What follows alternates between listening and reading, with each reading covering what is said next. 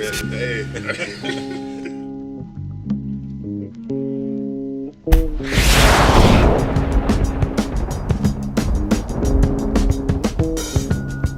Because the truth is, a lot of people don't know. They just vote. I vote Republican because my mom always did. Yeah. We don't like abortion, so we vote Republican. Yeah. You know, a lot of Democrats, but we vote Democrat because Republicans are racist. Yeah. You know, and that's what people think. Yeah. There's so many other issues. Hey, we have to do better. We got to do better. We can't let that hate or let that rudeness or let that sense of entitlement take over the nation. What's up, everybody? CrossCultureMovement.com, Life of Christian Culture here. I got a very special guest today with me, just to talk a little bit more about what he does. Some of you may know him, but for those of you who don't, I want to introduce to you Mr. Terence J. Dooley. How are you doing today, sir? Good, man. How you doing? Good, man. Hey. A little Wakanda, so Black Panther came out. You went to go see the movie. What was your thoughts on the movie? Did you like it? Yeah, I loved it. It was a great movie.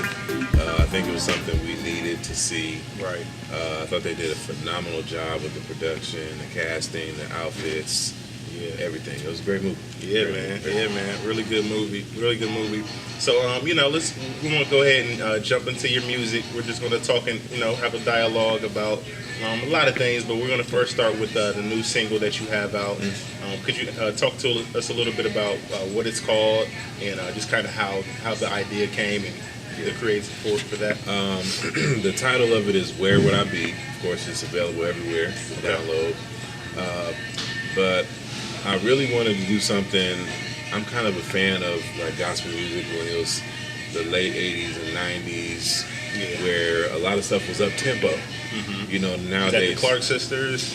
Yeah, John P. Key. Okay, that's a little after that. Yeah, maybe a little bit after. Yeah. But I guess it'd be more 90s. Gotcha. But a lot of stuff was a little more up tempo, and you could drive your car to it. So I kind of wanted to, put out another single of something happy. A lot of people put out, and there's no shade or anything like that, but a lot of people put out a lot of slow. Go check out our new single, and it's something slow. Right. So I really wanted to put something that people can put in their car, put the windows down, and drive to it. And just really, the title is Where Would I Be? It's real simple. Where would I be without the Lord, without His grace, without His love, without His kindness? I'll be lost without Him. Then at the end, we just affirm that I've got Him. I got Him. He's got me. And I think even in this day and age, it's important to know that we have God on our side. Absolutely. No matter what we're going through, what's going on in the world, we do have God on our side, and so we can make it through anything. Amen. Now, is it currently on the radio? So can we jam in our car to it? Yeah. On the radio? Yeah, What radio stations are you playing on? It's been picked up by quite a few radio stations. A lot of I don't remember all the call letters and stuff like that, so don't talk. But I think we're playing here in Columbus. We're playing in Atlanta, Houston, Texas. Nice. The DMV, Maryland, Detroit, Chicago. So we've really gotten a lot of momentum on radio with the single. So I'm really excited about that. Okay. So you plan on doing any touring or anything with that, or just kind of it's kind of a single? Is it leading to an album? I guess that's the question I should ask. Yeah. We're working on a new album. My birthday is on a Saturday this year, so in August. So I'm looking to get the whole thing done by then, and then just do a big release that weekend that'll be my birthday gift to everybody, to release an album. So we're gonna look and see what we can do around the end of August. Okay. So full album. Okay, so for people that don't know, aren't familiar with your music, what was your last project that you worked on, and talk a little bit about what that was and how that came about. Okay. The last album we released in 2015. It was called Turning Point. The theme of that album was where we just been through so much stuff, and you finally reach a turning point where God is going to take what the devil meant for evil and turn it into good. So it's kind of like a double meaning there. All right, I've reached this. Enough is enough. I'm gonna turn it. I reached the turning point. Time to turn the page. Time to start a new chapter. But we reached that point where God is going to say, "Hey, I'm going to take what was meant for evil and turn around." So that was the album. That was in 2015, and it was just really an encouraging album through praise and worship, and that's kind of what I focused on that record. Okay, how did you get started in music? I got started in music singing in the kids choir at my church. Okay. I was probably, 4 or 5, I think was the age at that, 3, 4, or 5. And just singing in the kids choir. My first choir director was Sister Debbie Murph. Okay. That's her name. Remember her name? And she goes to Faith Ministries now. Okay. And they just really, we rehearsed, I think, every Friday night at 6 o'clock. We rehearsed, and we would rehearse hard too. Okay. We had a good kids choir at that time, so we would sing around the city and Wow. sing in crusades. And Wow. I think the Billy Graham Crusade came through Columbus, and we were a part of that at that time. R.I.P. Billy Graham. Yeah, rest in peace, rest in heaven. So we started there, and I know that's kind of probably not the answer you're looking for, but that's where I really started to learn how to sing on pitch and how to lead songs and stuff like that. So we started there. From there, I played keyboard, and I just picked up by ear and start playing more keyboards, and that just kept moving and kept what's the word I want to say? Transforming or whatever. So fast forward to college, I think I was the first musician for our newly formed gospel choir at Wright State University in his presence. So I was playing for the choir, but I was teaching a lot of the music too. And so I think my third year doing that, I was actually the director of the choir. And so once I left there and I wanted to kind of do my own things. So I started my group 11 years ago now, in 2008. That's right after college. Yeah, right after college. So we just been going since. Okay. Okay, what's the name of your group? Testimony. Okay. Yeah, Testimony. Okay. Okay. Cool. So what are some of the places that you in Testimony have kind of been and performed? Because I'm sure you've been around. Can you talk about maybe some of your experiences of just traveling and maybe some people that you met and things like your journey so far? Yeah. One of my favorite, two of my favorite things. One thing we did, we went to, this was when we really kind of first started, so this was maybe 2009 or 10. We went to Norfolk, Virginia Beach area. Okay. A good friend of mine, Patrick Riddick, had his, I think it was Memorial Day concert, and we were one of the guests there. And we sang in front of probably 800 people, and it just was so many people. And I mean, everybody that sang that night could sing, and it just, it was something I won't forget because it kind of said, okay, we need to step our game up. We drove, I think that was maybe 9 hours. So was it like a battle? Well, I mean, not a battle. I know. Was it other groups and stuff? Yeah, it was other groups there. It just was more so like let's get together and have a good time, fellowship, meet other groups, meet other choirs. And I was nervous because I was kind of the new kid on the block. Hadn't been doing it that long, but everybody was like, we had no idea who you were, but when y'all open y'all's mouths, y'all was saying. So I mean, it felt good to say it, but I was nervous. But that was one thing that we did that was really fun. Another thing we did, Bonafide Radio with Gerard Bonner, if you ever heard of him. He's a great friend of mine, and he invited us to his, it was a Bonafide Radio party. It was held at the Stellar Awards. I think this is 2012 maybe. Okay. And they invited us down there, and we were able to sing. We opened up the night, but also singing that night was John P. Key. Man, there were so many other artists there, but he just, I think Doobie Powell sang that night, and I mean, Toney. Wow. It was insane. So we just were like blown away, But those are two events that I really, really enjoyed. We've been to Chicago. We did a Chicago tour in 2016, I think, 2015. And that was a blast. We sang at a beautiful church. I can't remember the name right now, but we sang at a beautiful church in Chicago. Made some great connections out there. But it's a big world, man, and it's a huge world. Yeah. So are you born and raised in Columbus, Ohio? Yep, I was actually born in Cincinnati, but lived here, Okay. So how do you guys feel, I'm being from Columbus, Ohio, ourselves, is like sometimes you can go to another city and see other artists and stuff, and you feel like a small fish in a big pond. Like, do you feel that when you go out, like, you have a little bit more to prove being from Ohio?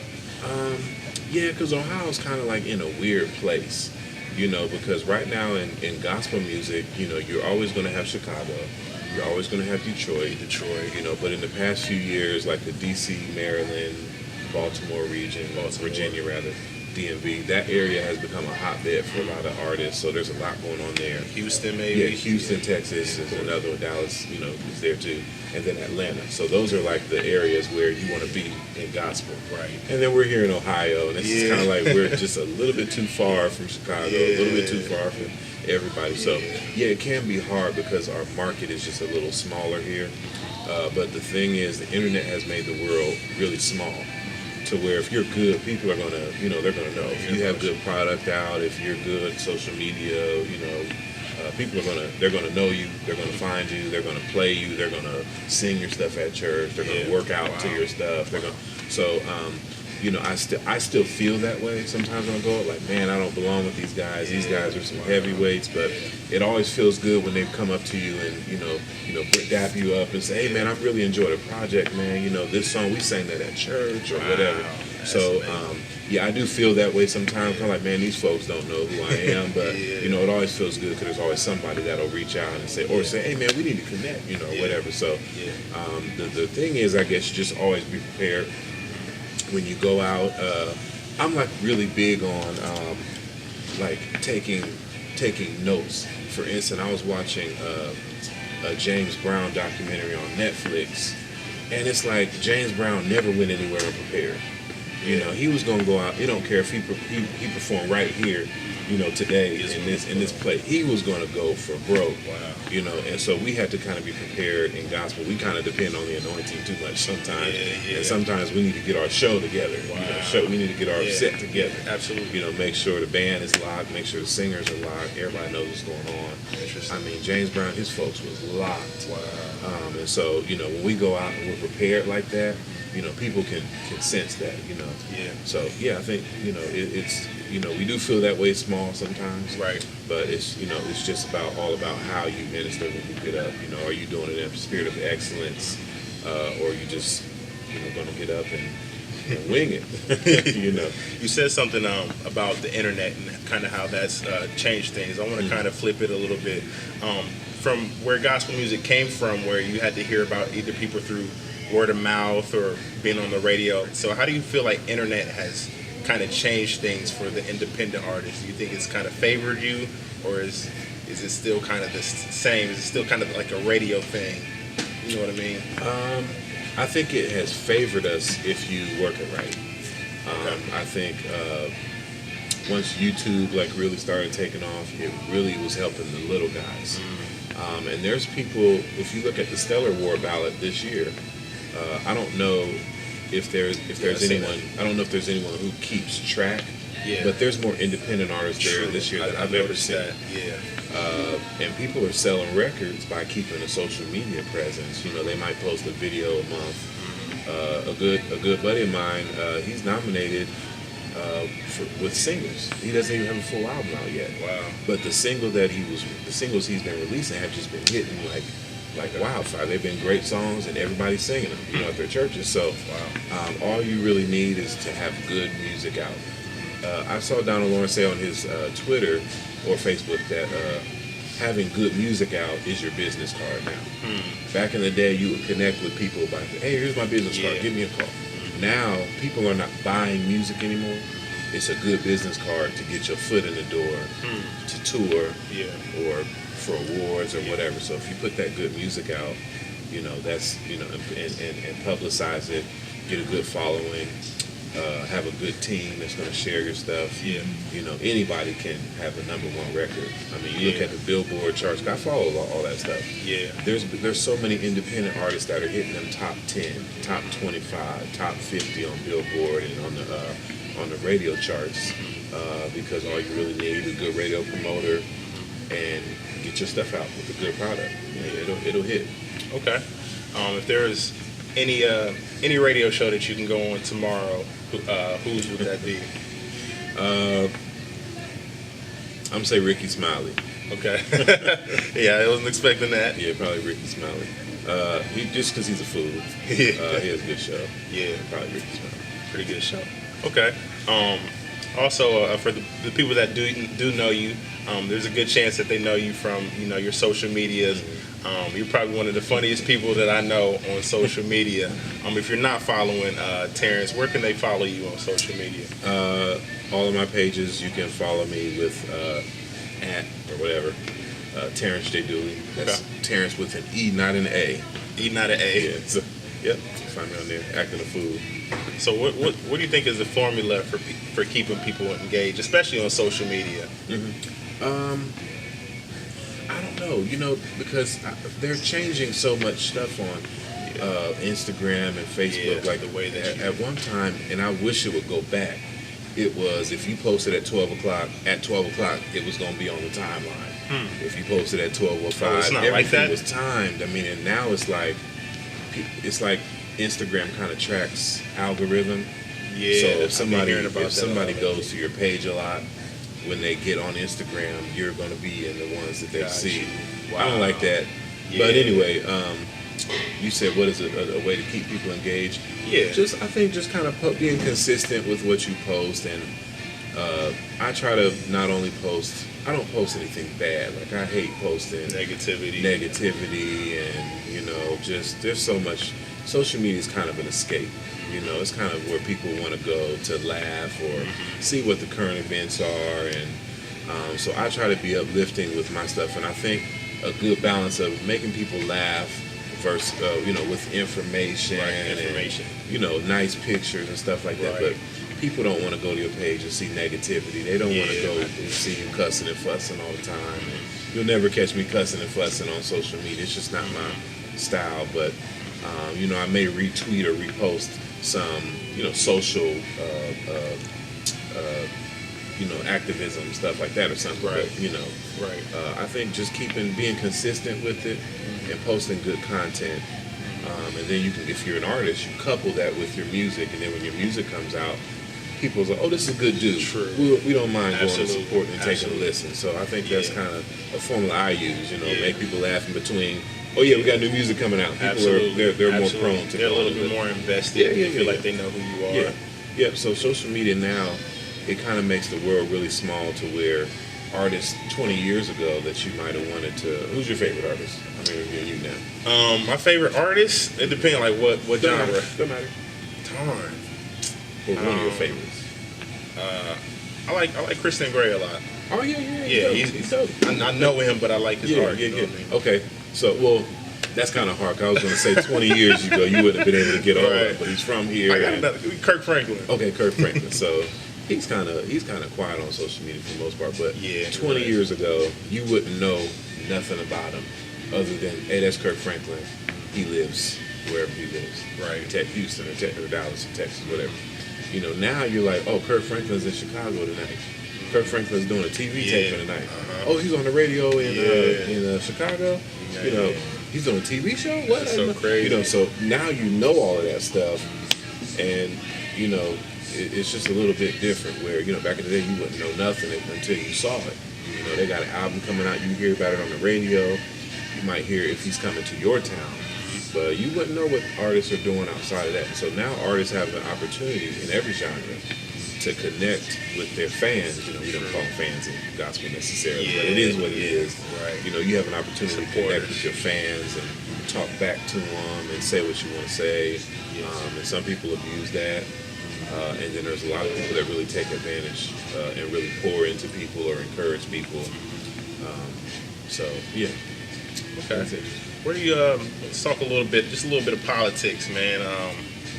The Donald Trump, obviously he's in office, and he's one of those guys where either you love him or you hate him, or some people don't know if they love him or hate him. He just passed a very big tax law. Some people like that decision. Where do you see this country being maybe in about 4 years, or by the time he's supposed to be reelected? By the time he's up for reelection. You know what? We can go in one or two ways, man, because he's so polarizing. Yeah, he is. Where, like you said, you either love him or you hate him, and it was like that with Obama for one reason and one reason only. And we know what that reason is. Absolutely. because he was a kind man. He was. And I think the thing about Trump is it doesn't matter what his policies are. He doesn't seem to be a kind-hearted person. I've never met him, so I can't prejudge and say, but it doesn't seem from where I sit that the way he talks with people, the way his cabinet talks to people. I watch his press secretary all the time, just because since Obama got in office, I paid more attention to politics. Right. Most of us black folks did. Yeah, absolutely. We didn't pay attention that much before, honestly, just being honest. Yeah. And so I start watching the press secretary and how she talks to people. And I'm just like, this is unbelievable. So I think it can go in one of two ways. Either people are going to start being rude, and just openly, just openly rude, and their internal feelings are just going to start coming out. Or people are going to see that and say, we have to do better. We got to do better. We can't let that hate or let that rudeness or let that sense of entitlement take over the nation. And so I think, it's going to be one of those two. Either people or it might be both. It might just be that struggle. Yeah. But I think people really have to take him for what he is and learn from it. Either, learn from it and we can grow, or they're going to learn from it and do what he's doing and call people all kind of crazy names that you don't think a president is ever going to say about NFL players or ever going to say about, certain people. So, I don't know, man. Yeah. So, with things like that, with election, you notice that a lot of the people in the church and Christians are more open about their feelings on politics, on movies, just everyday life. Do you think that's good for the church? Do you think people are getting a little too into what's going on in the world, or do you think it's allowing people to be more in touch? How do you feel about where the church and topics like that? That's a good question. I do believe in separation of church and state, and I don't think that as pastors we should, not we, I'm not that, but I don't think that pastors ought to, use their influence to tell people who to vote for. I think it's actually against the law if you're 501(c).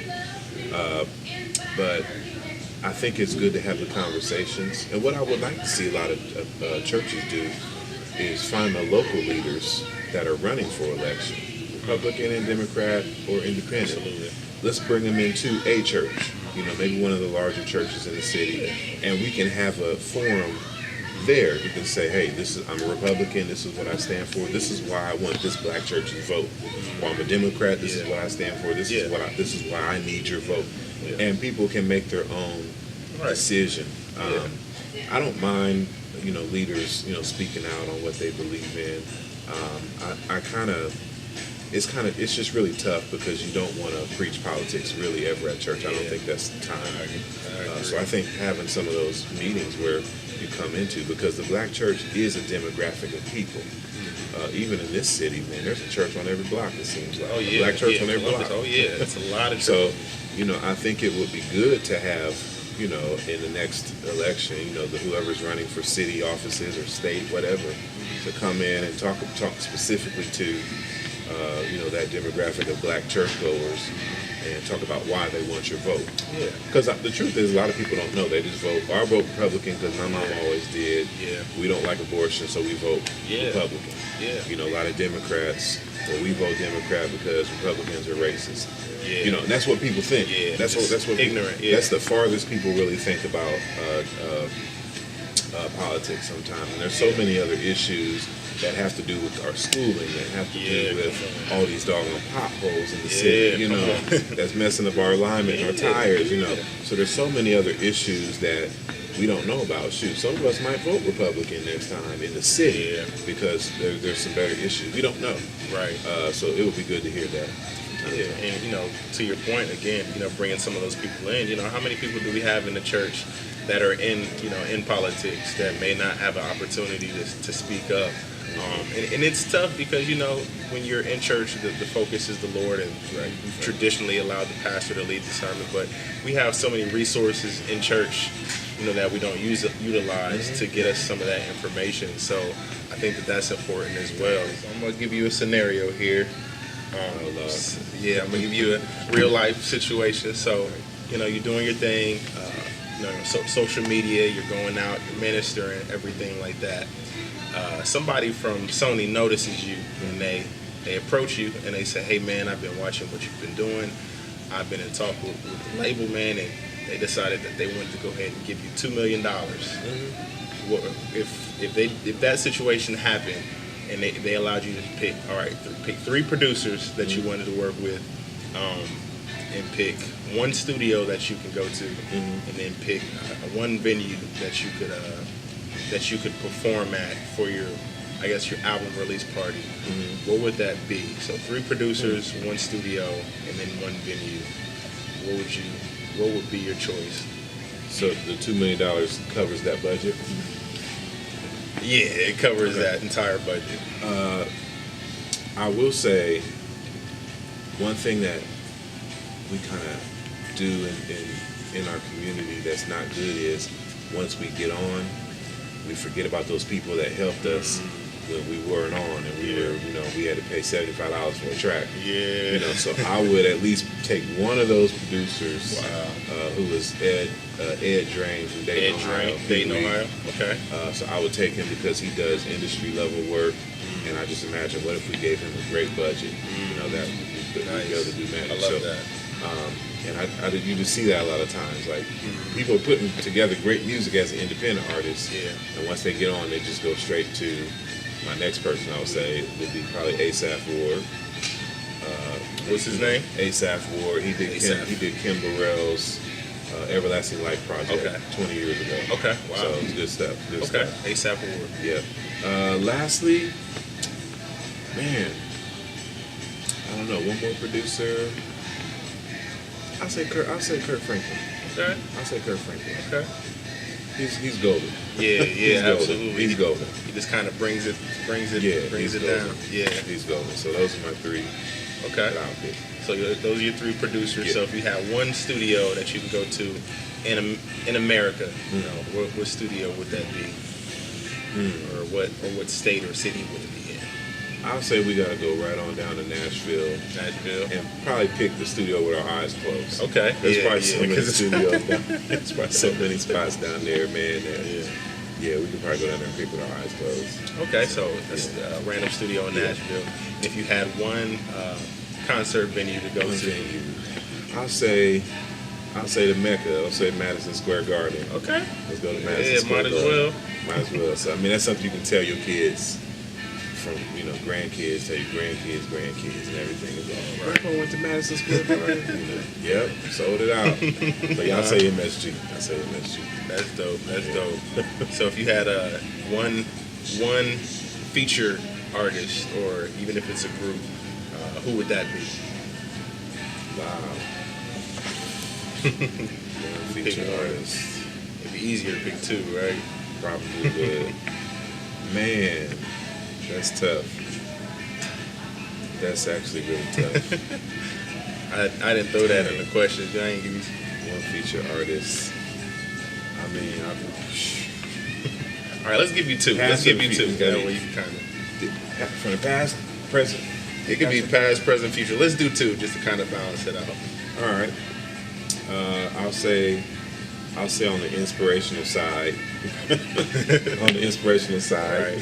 I'll say James Brown. Okay. I'll say James Brown. Okay. Yeah. I mean, hardest working man in show business. Right. So that would be for my inspirational song. That's just talking about have a good day or something. Right. Like that. Got you. If I had to go on the gospel side, I probably would just say Kirk Franklin. Okay. Kirk Franklin. Okay. Cool. So, what artists are you?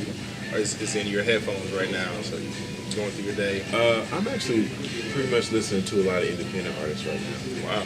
Just a lot of friends supporting what everybody's doing. Okay. But I also have been listening to that Todd Delaney that just came out recently. Okay. Good project. What's the name of that project? What is the name of the project? Is it Your Great Name? I think that's the name of it. Okay. No, that's the same. I think it is Your Great Name. Spotify, Todd Delaney. Yeah, Todd Delaney, great record. Bunch of independent artists. Dexter Walker released a single a few months ago. Good little churchy song. Skylar Johnson put out something recently, and it's got something else coming out. soon. So yeah, just a lot of independent artists. Okay. Trying to support what everybody's doing. Right. That's cool. One more time, just probably plug the project that you're working on. Okay. I don't want to put any dates out there. But. Yeah, I'm not gonna do that either. But yeah, our brand new single is "Where Would I Be," Okay. and just sometime in the third quarter of 2018, we're gonna try to put this next thing out. Still working on the title, but yeah, the third quarter of 2018, and majority of it is up tempo. Okay. Majority of it is driving music. Okay. I'm not feeling slow songs in this season. So there's maybe three slow songs on there. Everything else is mid or up tempo. So Okay. yeah. Okay. Anybody you would like to shout out for anybody that's watching you? Anybody? Everybody. My home church, Gospel Tabernacle. Both my boys, AJ, BJ. My group Testimony. Too many to name. So just everybody. I love everybody. I love everybody. Please make sure you go and buy his music. Go to iTunes. It's cool to stream, but he's a hard-working man who does really good music. If somebody wanted to come book him to come out, where would they go? You can go to my website, terencejdooley.com, or you can hit me at terencejdooley@gmail.com. Okay, there it is. Thank you guys for checking out Cross Culture Movement. Terence J. Dooley. Blessings.